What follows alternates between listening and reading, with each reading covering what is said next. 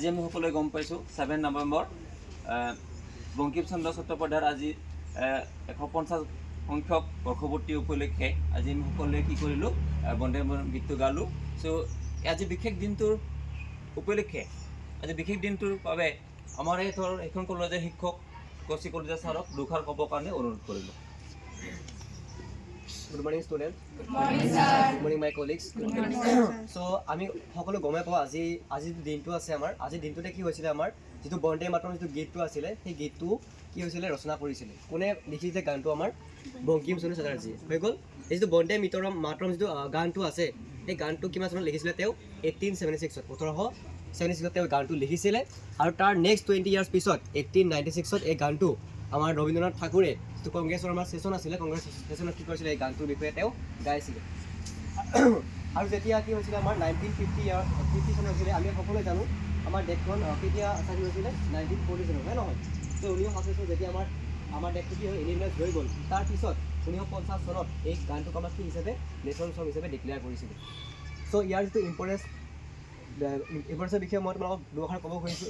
এই গানটো কিয় আমাৰ আজি আমি কিয় পালন কৰিছোঁ ইয়াক কিয় ইম্পৰ্টেঞ্চ দিছে মেইন কাৰণটো হ'ল যেতিয়া আমি সকলোৱে জানো আমাৰ দেশখনক কোনে আমাক ৰুল কৰি আছিলে ব্ৰিটিছে ৰুল কৰিছিলে হয় নহয়।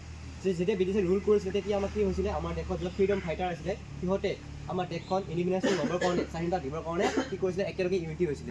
তেতিয়া এই গানটো যিটো বন্দে মাতৰম গীতটো আছে নহয় গীতটো সকলোৱে একেলগে গাইছিলে মানে যিটো ফ্ৰীডম ফাইটাৰ আছিল নহয় সিহঁতে যাতে কিয় গাইছিলে গানটো আমাৰ যাতে ব্ৰিটিছৰ এগেইনষ্টত সিহঁতে ফাইট কৰিব পাৰে হৈ গ'ল যাতে সকলোৱে কি হ'ব পাৰে ইউনাইট হ'ব পাৰে।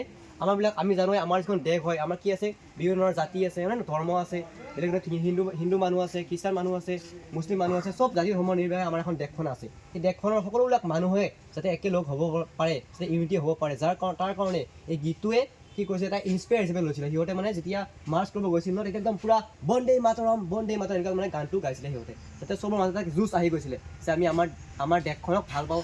আৰু এই গানটোৱে কি বুজায় আমাক আমি যে আমাৰ মাতৃভূমিক যে মাদাৰলেণ্ডক যে আমি তাক যে সন্মান দিওঁ আমি তাক ৰেচপেক্ট আছে আমি তাক যে ভাল পাওঁ তাৰ বিষয়ে এই গানটোৱে কৈছিলে হৈ গ'ল।